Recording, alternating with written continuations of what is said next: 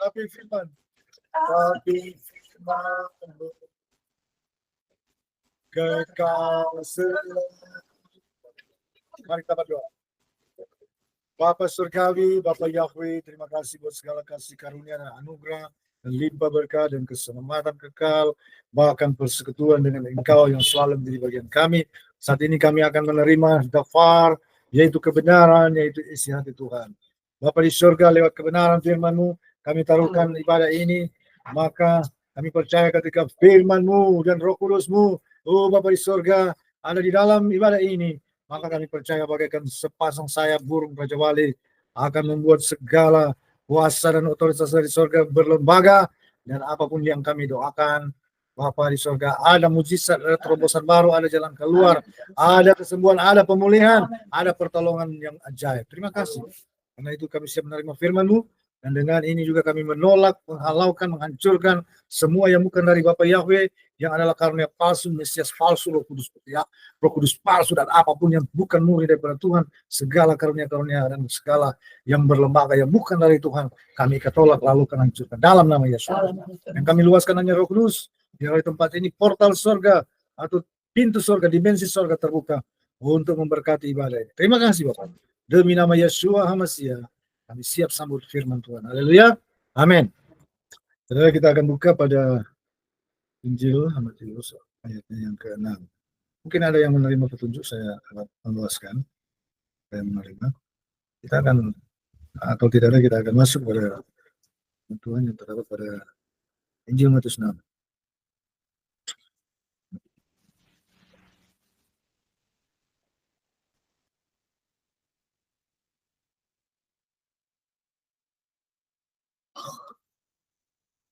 Baca. Matius 6 ayat 19 kita baca mulai sampai ayat 21 ya. Matius 6 ayat 19 sampai 21. Kita baca bersama-sama. 1, 2, 3. Janganlah kamu mengumpulkan harta di bumi gengat dan karat merusakkannya, dan pencuri membongkar serta mencurinya. Tetapi kumpulkanlah bagimu harta di surga gengat dan karat tidak merusakkannya, dan pencuri tidak membongkarnya serta mencurinya. Karena di mana hartamu berada, di situ juga hatimu berada. Katakan amin. Ada amin, saudara? Banyak orang cari harta sekarang. Ya. Tapi sebenarnya ternyata harta yang hebat itu adalah Tuhan sendiri ya. Nah, saudara, Tuhan ajarkan kumpulkan harta di sorga ya. Harta di sorga itu segala amal perbuatan baik dan benar ya, yang kita kerjakan, itulah harta kita. Kita kumpulkan harta di sorga. Tetapi harta kita yang paling pokok dan paling utama adalah Tuhan sendiri menjadi harta kita. Ya, sebab firman Tuhan pada ayat 21 katakan, di mana hartamu berada, disitulah hatimu akan berada, saudara. Jadi orang kalau hatinya ada di harta, ya itu di harta, saudara. Tapi yang lebih mahal dari harta adalah Tuhan sendiri. Jadi saudara, ibarat kata ya, disederhanakan pola pikir kita ya, bahwa kita memiliki harta yang terbesar di dunia ini. Ya, kita memiliki Tuhan Yesus HaMashiach. Kita bergembira setiap hari, kita merayakan hidup ini. Kita selalu hati kita melekat kepadanya. Ya. Nah, inilah harta, saudara. Amin. Di dunia ini bukan nanti orang bakuat, lo bilang istilah Manado, bakuat pagi siang sore malam. Belum tentu. Banyak orang seperti itu, tetap susah, tetap dalam kekurangan, saudara. Tapi sebenarnya yang jadi pokok itu iman daripada orang itu. Kalau imannya bahwa Tuhan itu menjadi hartanya, di mana-mana dia aman. Amin. Aman, saudara. Tuhan itu adalah harta saya. Nah, begitu. Jadi ibarat kita ini jalan-jalan dengan kita di dunia ini, wah, saya punya harta yang paling mahal di dunia. Tuhan sendiri kok. Kalau Tuhan bersama saya, siapa yang menjadi lawan saya? Ya. Saya nggak tahu, nggak takut biar raksasa, Goliat, biar komplotan orang pasukan. Tidak takut, saudara. Ya. Orang benar itu seperti singa, saudara. Singa muda. Dimanapun dia berada, dia nggak ada takut dan gentarnya. Ya. Tenang-tenang aja dan rileks. Ya. Begitu, saudara. Jadi hidup ini simpel aja seperti itu. Kalau kita menganggap Tuhan itu harta kita, ya. Karena itu Tuhan telah datang ke dalam dunia. Memang di kitab Adam ternyata saya teliti banyak sekali. Kitab Adam dan Hawa volume 1 dan 2 itu sangat banyak dengan jelas Tuhan dan gamblang itu Tuhan mengatakan, aku akan menembus engkau Adam dan Hawa dan semua keturunan. Ketika aku menjadi daging dari keturunanmu, bahkan dengan jelas dia katakan dia akan menumpahkan darah di altar. Ternyata memang Bukit Golgota itu seperti altar, saudara. Dia akan mencurahkan darah. Bahkan ada bagian juga yang menyatakan dengan jelas dia disalib. Jadi yang menjadi Yesus Bapak Yahweh itu. Cuma memang itu di luar jangkauan akal kita ya. Ya memang dia keluar dari pribadi Yahweh. Itu adalah pribadi Yahweh sendiri. Ibarat kata orang ini jiwa.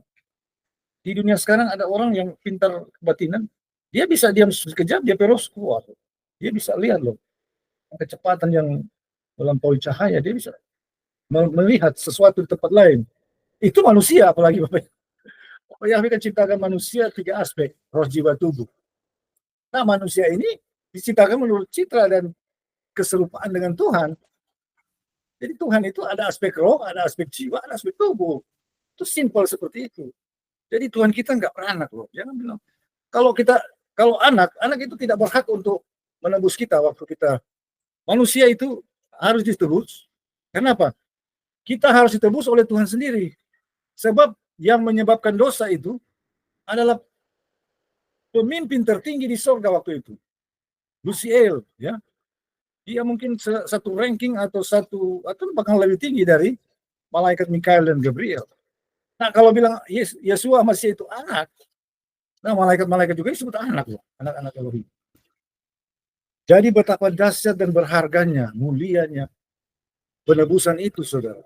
Bahwa Tuhan sendiri yang telah datang menjadi manusia, dia juga mengatakan dia adalah anak Elohim, anak manusia. Betul juga. Dia sebagai nabi atau guru, imam, raja, penasihat ajaib, Elohim perkasa, bahkan Bapa yang kekal, Raja damai. Ya. Dia juga semua. Ya. Tapi yang paling tepat, paling benar bahwa dia adalah bagian dari pribadi Tuhan sendiri. Yesua Masih adalah Yahweh. Oleh itu paling benar namanya Yahsua. Karena dia adalah Yahweh juru selamat. Ya. Nah itu nama Yosua juga begitu. Kalau ada yang mau tantang, ya betul nama Yesua benar secara historis, etimologi, ya, historis. Tapi secara etimologi kurang tepat. Kalau Yesua, ya. Yahsua itu memang namanya Yosua. Yosua yang Hosea itu diubah dari Yosua, Yahsua, ya. Yoteus Sinai dalam kompleks asalnya. Nah, kasih Tuhan, jadi permata hati kita adalah Yesua Masih. Ya. Artinya kalau dia sebagai Yesua, sebagai perantara, sebagai dia penghubung, sebagai dia penebus, sebagai perwakilan ya, kita untuk berhubungan dengan Bapa Yahweh. Nah waktu itu ketika Tuhan telah melakukan penebusan, bait suci tirainya robek. Artinya ruang kudus dan maha kudus sudah tidak ada jarak. Nah sebenarnya gereja itu perjanjian baru adalah firman katakan kita adalah bait Tuhan. Masing-masing pribadi kita ini adalah bait kudus. Kita bisa berhubungan langsung dengan Bapa Yahweh, ya. Karena kita adalah bait, adalah rumah. Inilah gereja perjanjian baru. Sebenarnya gereja perjanjian baru bukan fisik. Gereja perjanjian baru adalah pribadi manusia, ya, atau kumpulan pribadi orang percaya. Itulah gereja, ya, atau tubuh Kristus. Gereja adalah tubuh Kristus. Nah, kasih dalam Tuhan, hidup ini jangan bingung-bingung di dunia ini saat ini. Cukup Anda memiliki Tuhan, ya. Bahkan di dunia ini sebenarnya kalau orang mau taat, ya, memang dalam 1.000 orang mendengar, 1.000 orang ini beda-beda dia ketaatan dan dia penerapan. Ada yang sama yang Tuhan bilang, ada yang mendengar firman, dia mendengar, tapi kemudian kekhawatiran, kecemasan, data itu dia tidak bertumbuh. Ada yang seperti di pinggir jalan, ada yang di batu-batu, hati yang keras, yang itulah hati yang keras bisa menganggap diri ini paling benar. Nah itu akhirnya nggak bertumbuh. Tapi firman yang di hati yang lembut, yang taat, yang tekun, yang betul-betul memegang firman itu sebagai sangat berharga. Dialah yang berhasil. Ya. Di dunia ini, saya mau bilang, orang yang paling bergembira itu karena Yahweh. Dialah yang akan paling diberkati. Firman Tuhan katakan, ya, Mazmur 37 ayat 4, bergembiralah karena Yahweh. maka dia akan memberikan kepadamu apa yang diinginkan hati. Saudara, hidup ini jangan cuma gaya, ya. Orang berdoa bisa hebat, bisa. Suara hebat, gayanya hebat. Tapi yang paling pokok sebenarnya adalah kuasa doa, ya. Bukan bagaimana dia berdoa pagi, siang, sore, malam, jam sekian, jam sekian, jam sekian. Berdoa banyak, panjang lebar. Bukan itu yang menentukan. Yang menentukan kuasa doa itu. Apakah doanya berkuasa? Nah, itu yang paling pokok. Itu yang harus kita kejar. Ya, orang tidak perlu kadang-kadang dia berdoa banyak, dia cuma berdoa singkat, tapi doanya sangat powerful. Ya, itu yang dicari. Nah, Firman Tuhan berkata, doa orang-orang benar itulah yang berkuasa. Ya, jangan bingung-bingung. Orang benar, kalau dia punya hubungan yang benar dengan Tuhan, dia punya langkah-langkah hidup benar, tidak ada kesalahan, dia melakukan. Doanya pasti berkuasa. Itu. Kalau saya memang orangnya begitu. Saya ingin nggak usah terlalu banyak gaya lah. Yang penting dia punya pencapaian itu yang bagus. Ya. Upaya apa dipermoy segala macam. Kelihatan beribadah. Kalau ibadah tidak kuasa, begini apa? Ya kan? Nah, yang pokok ibadah itu berkuasa membawa kita ke surga atau membuat kita berubah status, ya. Berubah status. Kita di dunia ini mau jadi apa? Menjadi umat bagaimana? Umat ini ada lapis-lapis sebenarnya. Ada halaman. Halaman itu ada lapis-lapis lagi. Ya. Atau ada yang sudah di ruang kudus, sudah bergaul dengan Tuhan, ya. Sudah ada karunia-karunia Roh Kudus, ada firman, ya. Tapi belum, itu masuk ke ruang Maha Kudus lagi. Ada hubungan sudah sangat erat dan intim dengan Tuhan. Dan kita berbicara dengan Tuhan, Tuhan dengan kita, ya. Kita mendapat wahyu dan penyingkapan. Wahyu apakah wahyu? Wahyu itu penyingkapan kebenaran yang supranatural. Kalau secara sains, secara ilmiah, orang mau belajar sesuatu, dia mesti ada pendekatan, penelitian, baru dia tiba pada kesimpulan. Tapi kalau wahyu, tiba-tiba ya Tuhan sudah bukakan kebenarannya, itu benar. Ya. Contohnya seperti itu. Misalnya orang mencari sesuatu, dia pakai radar, pakai teknologi, dia pakai tim, ya, dia cari di mana itu posisi itu barang sesuatu. Tapi kalau orang secara wahyu, ya karunia Roh Kudus sudah bicara, ini posisi ini terletak sini di desa ini, di ini. Dia langsung pergi ketemu loh. Itu sering terjadi. Tepat. Ya. Itu lebih unggul sebetulnya dari sains, ya. Nah, hidup ini seperti itu, kekasih Tuhan. Jadi kesimpulannya tidak panjang lebar, milikilah hubungan dengan Tuhan, jadikan dia sebagai harta. Jadi sementara Anda tidur jangan lagi susah-susah, ya. Allah yang boleh.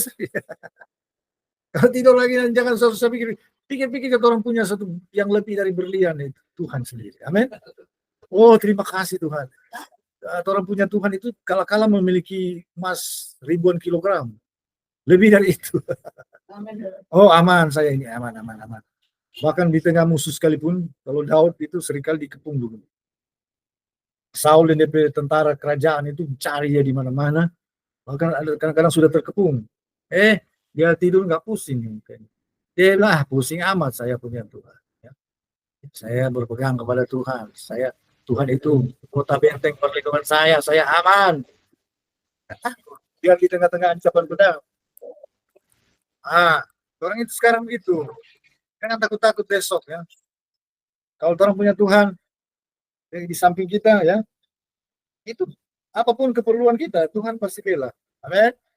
Kalau sudah waktunya Tuhan bilang, jangan cukup. Kalau Tuhan lihat, ya, bagus. So rendah hati, so kedagingannya so habis, so Tuhan sudah aman. Kita mau kasih pengalah. Boleh 1 M dulu. Orang bisa 1 M, bagus, dia bisa ke bawah. Tambah 10 M. Coba Anda buka di dalam Ulangan 8 ayat 18, ayat terakhir. Tetapi haruslah engkau ingat kepada Yahweh. Ingat kepada Yahweh. Sebab dialah yang memberikan kepadamu kekuatan. Dialah yang memberikan kepadamu kekuatan, kalau bahasa Inggris kuasa, ya. Kekayaan. Untuk memperoleh kekayaan, saudara. Maksud meneguhkan perjanjian. Untuk meneguhkan perjanjian. Yang dikalkannya. Saudara, Tuhan kalau Tuhan sayang orang, Tuhan, iya sudah gampang, tak kasih hikmat, kasih kekuatan, kasih kuasa untuk meraih berkat besar. Aman.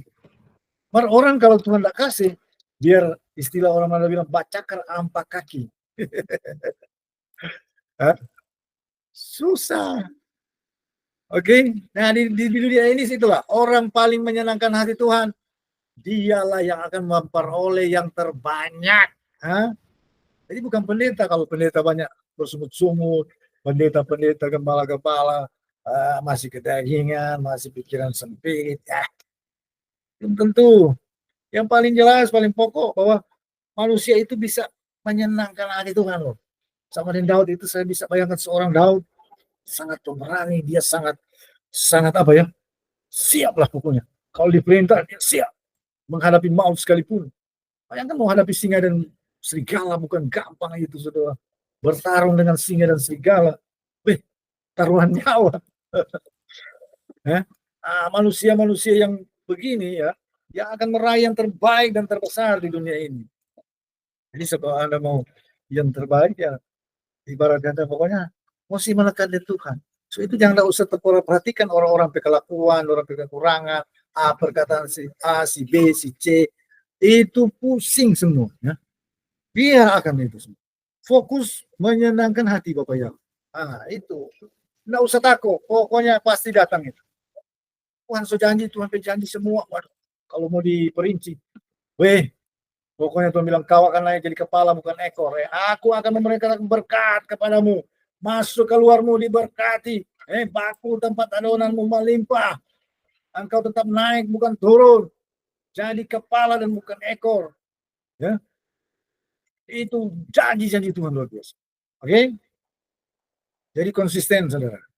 Milikilah Tuhan sebagai harta. Ya. Sebagai harta. Di mana hartamu berada, disitulah hatimu berada. Ya. Jadi orang kalau hatinya di harta, ya kasihan dulu. Nanti dia kecewa.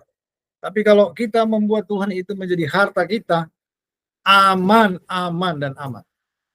Biar dalam keadaan apapun, dalam bahaya apapun, ya orang bisa enjoy. Karena Tuhan menjadi sesuatu yang sangat dekat dengan kita. Ya. Dimanapun kita berada. Oke? Jadi sekarang, saudara, pokoknya ingat-ingat. Aduh, orang kok punya Tuhan. Tidur, nggak usah pusing. Terima kasih Tuhan Yesus. Kami memiliki Engkau sebagai kekayaan terbesar. Saya bisa tidur damai sejahtera. Ya. Nah, Tuhan ini pemilik berkat, pemilik kekayaan. Besok-besok dia buka, datang berkat. Amin. Orang cuma sekejap mata. Aduh, keberuntungan yang hebat. Ya. Pokoknya itu, saudara. Enjoy. Nah, Tuhan bilang bergembira karena aku. Ya. Maka aku akan memberikan kepadamu apa saja yang diinginkan hatimu. Lah, kok kita saja kadang-kadang bergembira untuk Tuhan saja. Kadang-kadang kita susah, kita ini hidup ini jauh dari Tuhan. Ya, jangan mimpi mau dapat berkat seperti itu. Tuhan selalu bilang bergembira. Kalau enggak taat ya salah sendiri. Amin. Jadi saudara, set baik-baik hati ini. Kalau boleh Anda ibarat pakai kacamata kuda lah. Ya enggak usah lihat lain-lain. Lihat coba Bapak Yahweh. Lihat Tuhan Yesus Masih. Oh, haleluya. Tuhan hebat, luar biasa. Saudara, saya katakan, kalau kita umat Tuhan, kita akan diberi kekuatan dan kuasa untuk akses. Ya. Roh kita akses ke takhta Tuhan. So itu jangan menyerah. Iblis yang halangi, saudara. Di alam roh ini, iblis halangi, bikin kacau, bikin membuat kita beralih perhatian kita, konsentrasi kita terhalang, terganggu. Jangan menyerah, tangking semua itu. Kita selalu harus memandang Tuhan. So itu kalau mau bicara dengan orang, jangan bicara cuma lihat pada dia. Orang pakai mata roh, topi mata roh di Tuhan. Pembicaraan supaya perkataan kita adalah perkataan Tuhan. Supaya ketika kita bertindak juga melakukan segala sesuatu. Jangan cuma melihat ini, orang pe mata batin, mata roh terpantek, terfokus, terpatri kepada Tuhan, tidak bergeser. Dan kita bekerja. Memang itu. Inilah gereja. Bahwa kita di dunia, tetapi kita punya hubungan, koneksi dengan Bapa Yahweh. Setiap umat perjanjian itu punya koneksi dengan Bapa Yahweh. Karena masing-masing kita adalah bait Tuhan, di mana Roh Kudus tinggal. Nah, inilah gereja. Inilah pengajaran yang ada kuasa. Kalau cuma teori, lupakan. Nanti waktu orang lupa, maka dia jadi blank. Imannya juga habis. Tapi ini kehidupan itu adalah realita yang benar. Lakukan, praktekkan, laksanakan. Ya, pandang Tuhan terus. Lagu bilang, pandang terus padanya. Kalau banyak orang waktu pujian dia semangat, pandang terus, dia menyanyi semangat. Waktu dalam masalah, lupa semua. Apalagi waktu dia takut, marah, kalut, habis kok itu dia semua. Iman rata kap, kelar, habis. Ya. Orang waktu takut imannya habis. Ya. Orang waktu cemas, ragu, marah juga. Nggak benar imannya itu. Ya. Oke, saudara. Kita harus fokus kepada Yahweh, selalu tenang, selalu bergembira, selalu percaya, selalu sukacita, ya. Supaya kita memenuhi syarat berkat datang. Tuhan mau kasih berkat, dia yang susah-susah, pikiran-pikiran negatif. Bagaimana mau kasih berkat? Tuhan bilang bergembira, berglori dengan dia. Ya. Jangan sedetik pun engkau berubah. Ada bisa sampai, haleluya. Apapun, jangan, penyakit, penyakit. Tuhan bilang bergembira, bersuka cita. Penyakit apa tuh rasul berdoa sembuh. Amin. Ini tuh kekayaan. Kalau pakai dokter perkataan, orang takut sakit ini, obat itu, resep ini. Bukan tambah banyak, tambah sakit, lebih banyak sakit. Tuh. Ya. Orang yang Bapak Yahweh, enjoy. Bapak Yahweh kasih kekuatan, kasih kesehatan, aman. Kalau jauh Tuhan itu yang bahaya. Oke. Demikianlah firman Tuhan, saudara. Diberkatilah kita semua. Ya. Jadilah pelaku firman. Jadi kembali. Bergembira karena Yahweh. Jangan ada hari ini kalau boleh praktekkan. Sedetik pun tidak berhenti. Bergembira saja. Ya. Bapak, kami punya masalah besar. Tapi Tuhan lebih ajaib dahsyat. Kami percaya. Satu kali Tuhan seperti balik telapak tangan. Langsung berubah. Langsung transformasi. Langsung terobosan baru. Amin. Oke. Shalom. Kita tutup dulu ini ya.